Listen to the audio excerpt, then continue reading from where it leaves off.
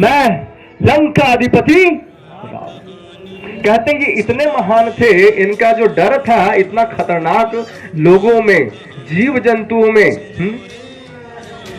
मनुष्यों में और यहां तक कि देवी देवताओं में भी।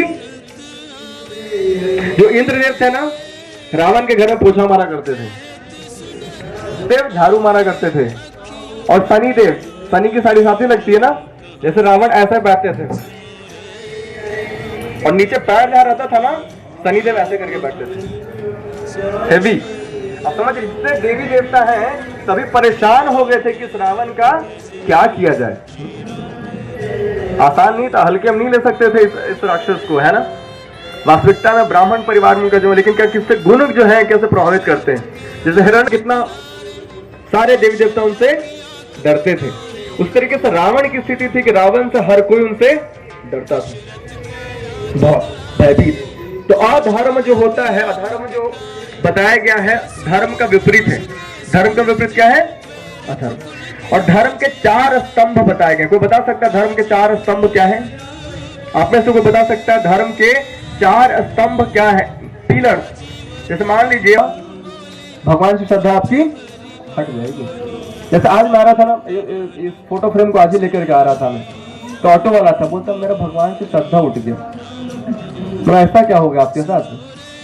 कुछ मांगे थे, मिला नहीं। तो ऐसा ही होगा अगर आपकी श्रद्धा इतनी कोमल है कि आपने कुछ 2 कौड़ी की चीज मांगी और आपको नहीं मिली, तो अपने अनंत कोटि ब्रह्मांड के स्वामी भगवान श्री कृष्ण पर अपनी श्रद्धा, ऐसा ही हो कब? जब आप शास्त्र नहीं पढ़ेंगे, जब आपको शास्त्रों ज्ञान नहीं होगा, जब आपको भगवत चर्चा आप नहीं करेंगे, तो क्या होगा? जीवन के छोटी छोटी परिस्थितियां, 2 कौड़ी की परिस्थितियां आपको तोड़ के रख देंगी और आप बोलेंगे अरे कुछ नहीं होता, सब भगवान सब ऐसे ही फालतू की बातें, खाओ पियो ऐश मत करो, कुत्ते की तरह जियो, कुत्ते की तरह। कब? जब आप भगवत चर्चा नहीं करेंगे, शास्त्रों का अध्ययन।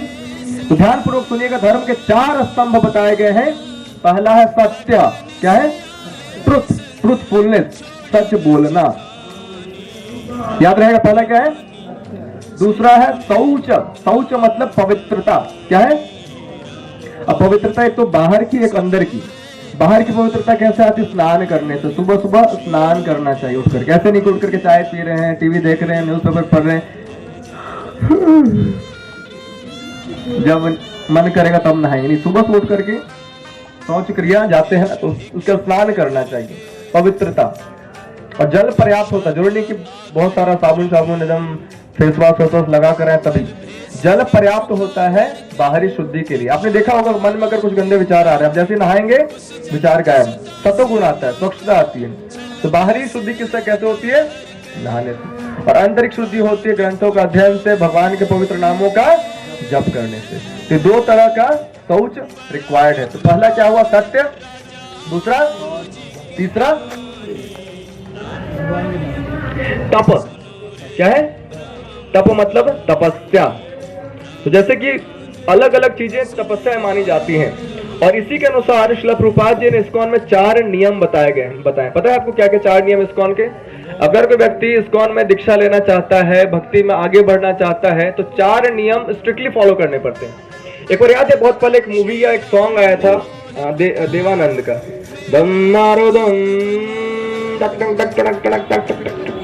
तो लोग क्या सोचते थे कि जो हरे कृष्णा वाले हैं ना, ये खूब फूंकते हैं, जबकि हमारा उल्टा है, हम नहीं फूंकते हैं।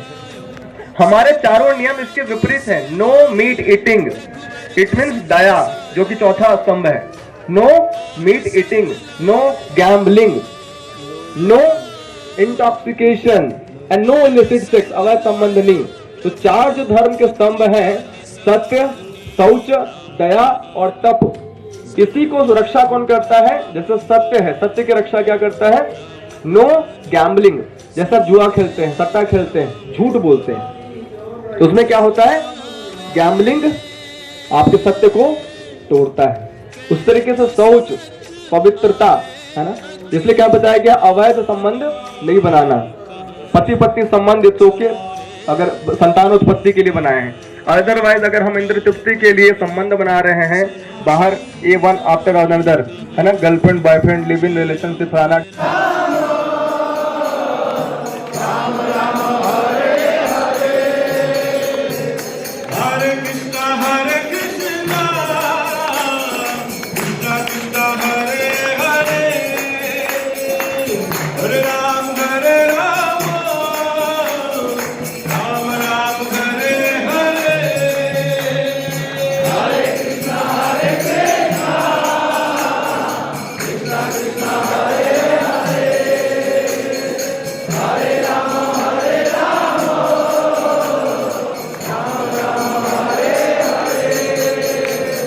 Krishna, Krishna Krishna